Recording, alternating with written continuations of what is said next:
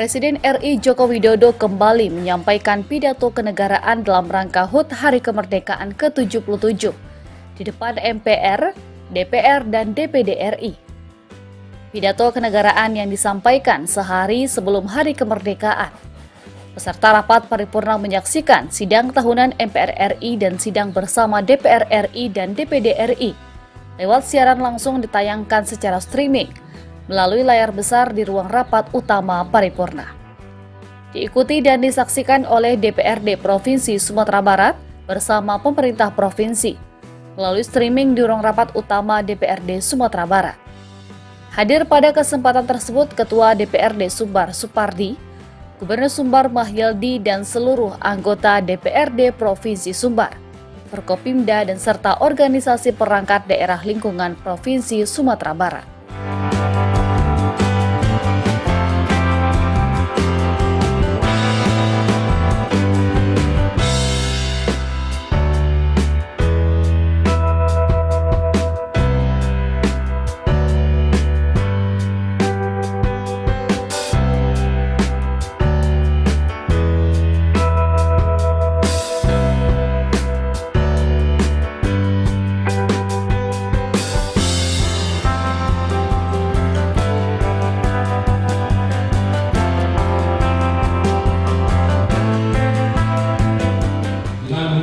Bismillahirrahmanirrahim.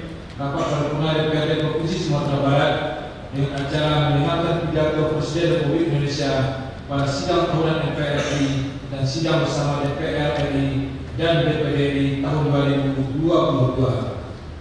Kami buka dan dinyatakan terbuka untuk umum. Saudara Gubernur, hadirin yang kami hormati, sesuai dengan agenda Ketatanegaraan Republik Indonesia, setiap tanggal 16 Agustus kita mendengarkan pidato Presiden Republik Indonesia di hadapan sidang tahunan MPR RI dalam rangka penyampaian laporan kinerja lembaga negara dan pidato kenegaraan di hadapan sidang bersama DPR RI dan DPD RI dalam rangka peringatan ulang tahun kemerdekaan Republik Indonesia. Sehubungan dengan hal tersebut, pada pagi hari ini kita kembali melaksanakan rapat paripurna DPRD Provinsi Sumatera Barat dengan acara mendengarkan pidato Presiden Republik Indonesia dalam rangka penyampaian keterangan pemerintah atas rancangan undang-undang tentang APBN tahun 2023 yang nanti juga kita selenggarakan pada siang hari ini. Oleh karena itu, kedua pidato Presiden tersebut merupakan agenda ketatanegaraan, maka sebagai pemangku kepentingan di daerah, kegiatan tersebut perlu kita ikuti dan kita dengarkan secara bersama-sama.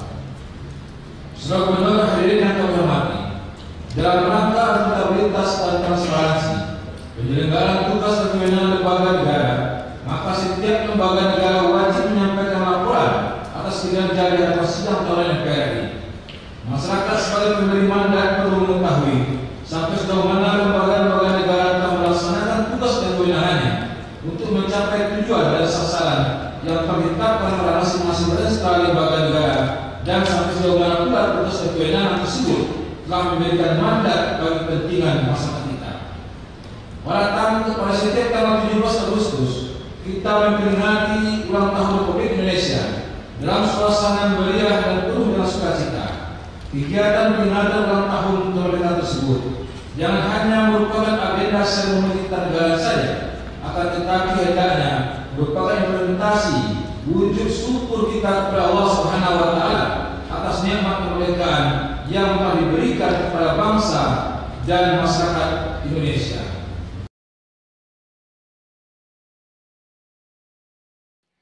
Pidato Presiden pada sidang tahunan MPR RI adalah merupakan wujud akuntabilitas dan transparansi semua lembaga-lembaga negara, termasuk lembaga kepresidenan, dalam pelaksanaan tugas, fungsi, dan kewenangannya. Setiap masyarakat perlu mengetahui sampai sejauh mana kinerja lembaga-lembaga negara termasuk kinerja Presiden dalam melaksanakan tugas dan fungsinya. Rapat tahun diawali dengan pembukaan sidang oleh Ketua MPR RI, Bambang Susatyo. Dilanjutkan sambutan sidang bersama DPRD dan DPD RI oleh Ketua DPR Puan Maharani. sudah sepatutnya kita memberikan penghormatan yang setinggi-tingginya kepada para pejuang bangsa yang telah mengorbankan tenaga, harta, bahkan jiwanya, sehingga sampailah kita pada saat yang berbahagia dengan selamat sentosa mengantarkan rakyat Indonesia ke pintu gerbang kemerdekaan negara Indonesia yang merdeka, bersatu, berdaulat, adil, dan makmur.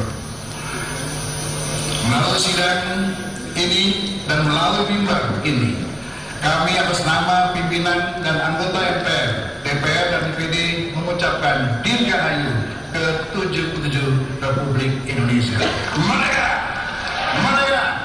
Merdeka! Terima kasih. Dengan semangat proklamasi 17 Agustus 1945, mari kita gerakkan semangat untuk mewujudkan tujuan Indonesia merdeka.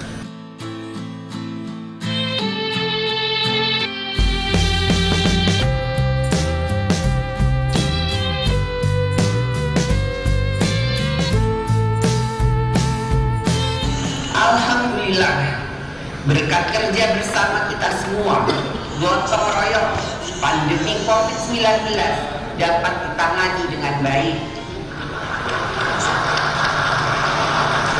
Bahkan dalam rilis data Johns Hopkins University terkait penanganan COVID-19 pada tahun 2021, Indonesia dinilai sebagai salah satu negara terbaik di dunia dalam menangani pandemi COVID-19. Inilah hasil kerja bersama kita, gotong royong melawan pandemi COVID-19. Dalam kesempatan yang mulia ini, mari kita berikan apresiasi secara khusus kepada seluruh anak bangsa yang telah berada di garis terdepan untuk membantu rakyat dalam menghadapi ancaman pandemi COVID-19. Terima kasih kepada tenaga kesehatan dan medis,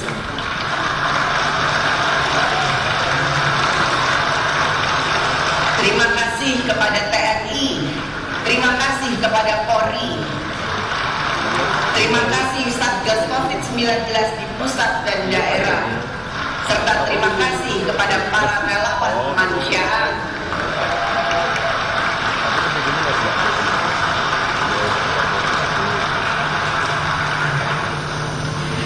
Kemampuan kita dalam menghadapi pandemi COVID-19 semakin membuktikan bahwa kekuatan gotong royong, kerja bersama, saling bantu binantu, hulubis kuntul baris yang merupakan jiwa dan kepribadian bangsa Indonesia.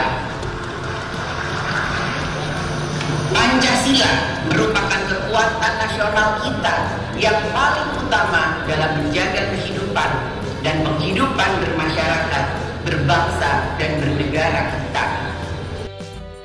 Presiden Joko Widodo yang tampil mengenakan pakaian adat Bangka Belitung berwarna hijau dengan motif pucuk rebung menyampaikan apresiasi atas upaya semua pihak di daerah sehingga Indonesia menjadi negara yang mampu melewati pandemi COVID-19 dengan baik. Dalam pidatonya, Jokowi membahas beberapa hal yang krusial, seperti kondisi ekonomi, capaian vaksinasi Ibu Kota Negara atau IKN, dan banyak poin tentang lainnya. Jokowi menyampaikan bahwa Indonesia berhasil menghadapi krisis global pandemi COVID-19. Selain itu, ia menyampaikan bahwa Indonesia termasuk 5 negara dengan capaian vaksinasi terbanyak, termasuk 5 besar negara dengan vaksinasi terbanyak di dunia, dengan 432 juta dosis vaksin telah disuntikan. Indonesia berhasil mengendalikan inflasi di kisaran 4,9%. Ia mengatakan bahwa angka ini jauh di bawah rata-rata inflasi ASEAN yang berkisar sekitar 7%, serta jauh di bawah negara maju yang berada di sekitar 9%. Sampai dengan pertengahan tahun 2022 ini, kondisi APBN surplus 106 triliun rupiah. Oleh karena itu, Menurutnya, pemerintah mampu memberikan subsidi BBM, LPG, dan listrik sebesar Rp502 triliun pada tahun 2022.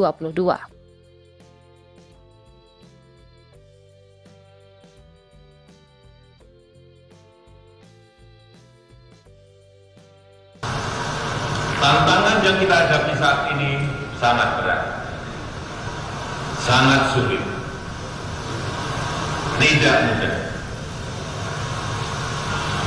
Semua negara di seluruh dunia sedang menghadapi ujian yang sama.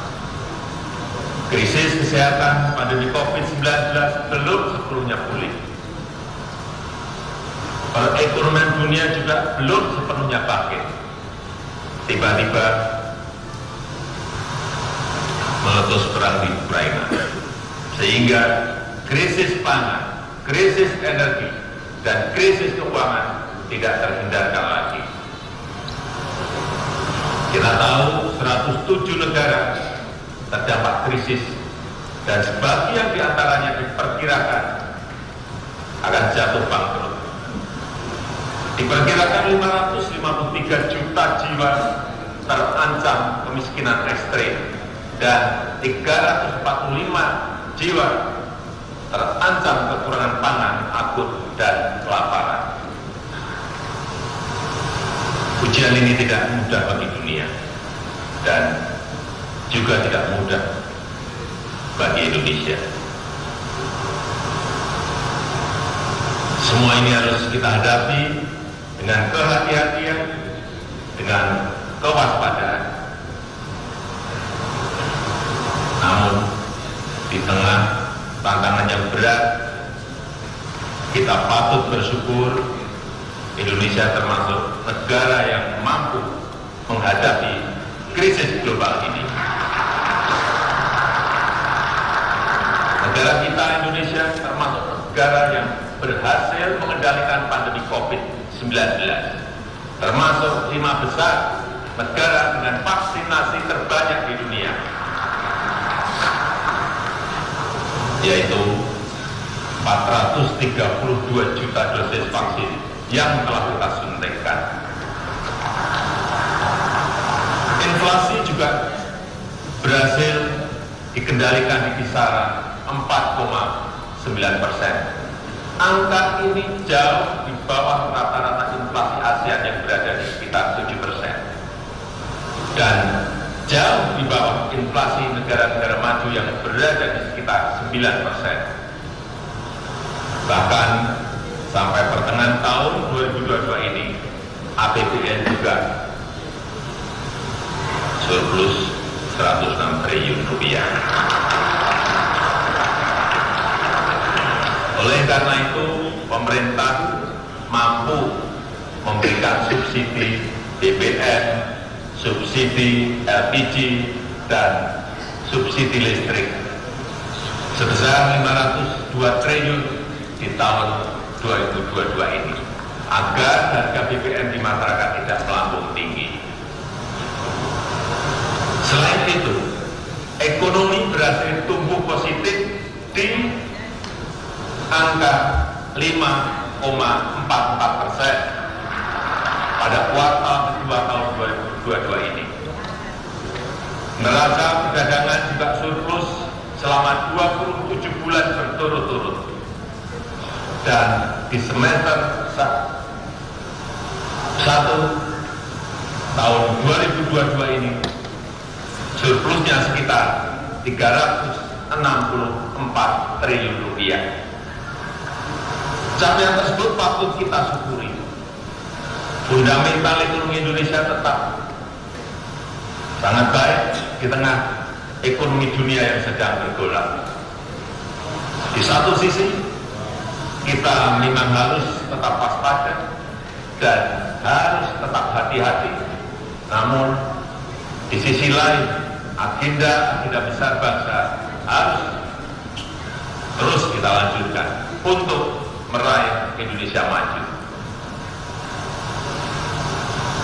Saudara-saudara sebangsa dan setanah air, dalam menghadapi pandemi COVID-19 yang melanda seluruh dunia, bangsa Indonesia telah menunjukkan diri sebagai bangsa yang tangguh, masyarakat dusun, masyarakat kampung saling melindungi dan saling berbagi. Ulama, tokoh agama, dan tokoh adat aktif mendampingi masyarakat. Organisasi sosial keagamaan bergerak cepat membantu masyarakat. Tenaga kesehatan, TNI, dan Polri, dan jajaran birokrasi saling bersinergi bersama-sama, bergotong royong bersama-sama, dan lembaga-lembaga negara juga mendukung pemerintah dalam menghadapi ketidakpastian ini.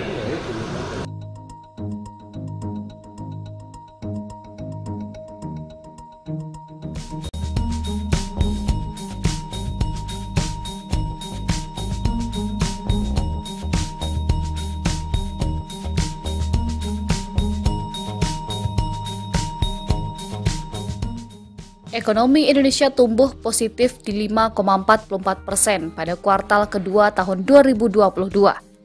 Menurutnya, neraca perdagangan justru surplus selama 27 bulan berturut-turut. Pada semester 1 2022, surplus berkisar 364 triliun rupiah. Indonesia memiliki kekuatan sumber daya alam yang melimpah. Sumber daya tersebut menurutnya akan menjadi kekuatan yang besar jika dikelola dengan bijak dan berkelanjutan. Syaratnya satu, harus dihilirkan dan diindustrikan di dalam negeri agar nilai tambahnya bisa maksimal untuk kepentingan nasional. Jika itu dilakukan, maka akan membuka lapangan kerja, meningkatkan ekspor, menghasilkan devisa, meningkatkan pendapatan negara, dan mendongkrak pertumbuhan ekonomi. Kepercayaan internasional saat ini meningkat tajam. Hal ini terlihat dari diterimanya Indonesia oleh Rusia dan Ukraina sebagai jembatan perdamaian.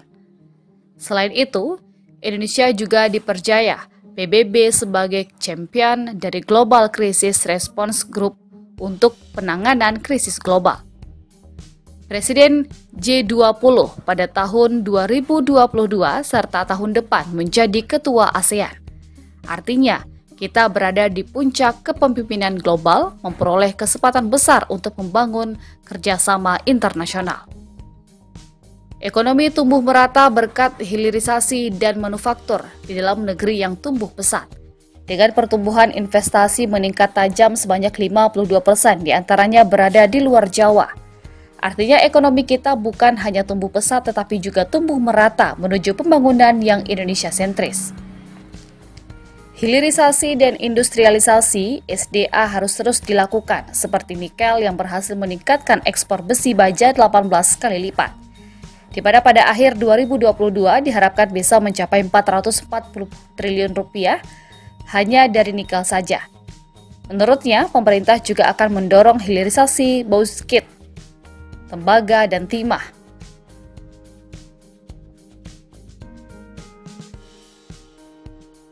Selanjutnya, Jokowi membahas mengenai UMKM yang harus terus didukung agar bisa segera naik kelas.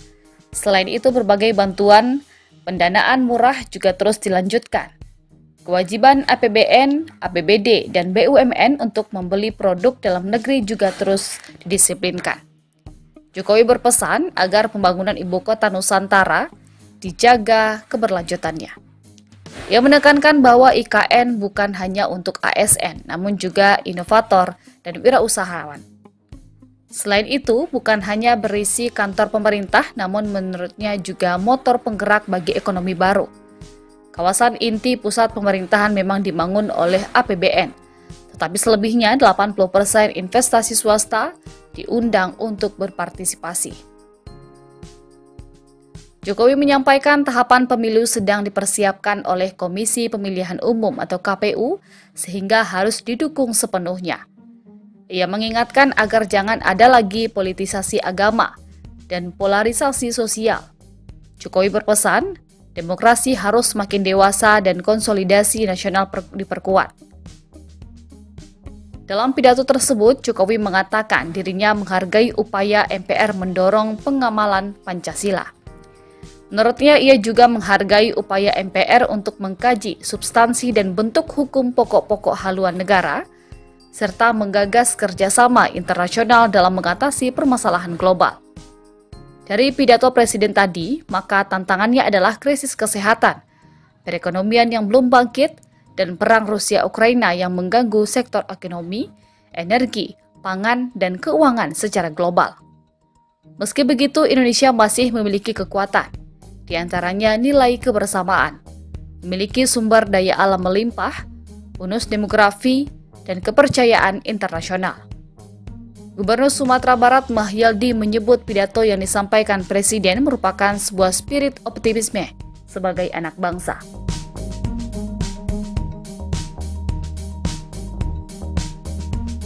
Alhamdulillah, Indonesia termasuk salah satu negara yang sangat baik dalam penanganan COVID yang bersamaan dengan pertumbuhan ekonomi. Dan tentu ini suatu hal yang kita pujikan, apa yang dilakukan oleh pemerintah Republik Indonesia, dan seperti yang disampaikan juga Pak Presiden tadi, ini adalah buah daripada kolaborasi, kerjasama, sinergi daripada seluruh pihak. Karena memang secara teorinya, bahwasanya ketika kita susah, sulit, kehidupan sulit, maka jawabannya lah kolaborasi, sinergi. Dan sungguhnya ini juga menjadi momen bagi kita Indonesia, karena semua negara mengalami. Nah, dengan lebih cepat kita pulih dan kemudian kita bangkit, ya, dan alhamdulillah lebih kuat, maka peran-peran yang selama ini diambil oleh negara-negara lain, sebetulnya saat sekarang ini Indonesia bisa mengambil alih itu. Tadi juga Pak Presiden menceritakan kepada kita tentang peningkatan hilirisasi dan dari hasil-hasil produk lokal kita, baik tambang ataupun juga hasil-hasil pertanian. Nah, berarti sekarang ini kita akan bisa langsung masuk kepada pasar yang selama ini mungkin melalui negara lain, tapi sekarang saatnya bagi kita. Nah, kalau ini semuanya akan bisa kita lakukan sinergi ketika kita bersinergi, ketika kita kompak. Ketua DPRD Sumatera Barat Supardi menyebut, apa yang disampaikan oleh Presiden, maka akan menjadi suatu kebijakan yang diturunkan kepada pemerintah provinsi. Pada intinya, Presiden menitipkan dalam upaya pemerataan pembangunan dan pertumbuhan ekonomi. Hadirin yang kami hormati, kita sama-sama telah mendengarkan pidato Presiden dalam rangka sidang tahunan MPR dan sidang bersama DPR, DPD, dan pidato kenegaraan Presiden Republik Indonesia dalam rangka peringatan ulang tahun kemerdekaan Republik Indonesia yang ke-77 tahun 2022. Dari pidato dalam rangka sidang tahunan MPR dan sidang bersama DPR, DPD, kita dapat mengetahui bagaimana kinerja lembaga dalam melaksanakan tugas dan kewenangannya. Sedangkan dari pidato kenegaraan Presiden dalam rangka peringatan ulang tahun Republik Indonesia yang ke-77 tahun 2022, banyak hikmah dan nilai-nilai yang dapat kita peroleh untuk mengisi kemerdekaan Republik Indonesia. Tugas dan tantangan yang akan kita hadapi semakin berat, akan tetapi kita tetap harus tangguh dan tetap teguh untuk mewujudkan cita-cita proklamasi kemerdekaan, yaitu masyarakat adil dan makmur. Dirgahayu Republik Indonesia yang ke-77 tahun 2022. Semoga Indonesia pulih lebih cepat, bangkit lebih kuat. Terima kasih Bapak Ibu sekalian yang kami hormati. Dengan bacaan alhamdulillah, kita tutup rapat kita dalam rangka mendengarkan pidato Presiden Republik Indonesia pada sidang tahunan MPR RI dan sidang bersama DPR RI dan DPD RI tahun 2022. Terima kasih. Billahi taufiq wal hidayah.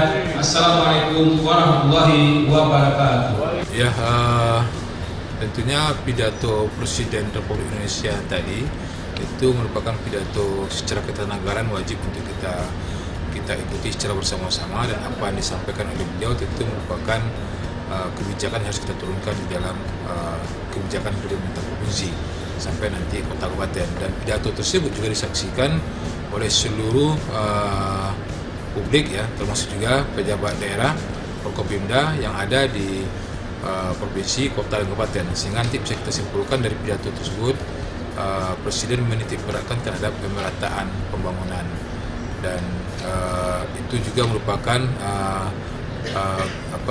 prioritas dari kita semua, apalagi di DPRD Provinsi kita juga pada hari ini juga mencoba untuk memprioritaskan pemerataan pembangunan.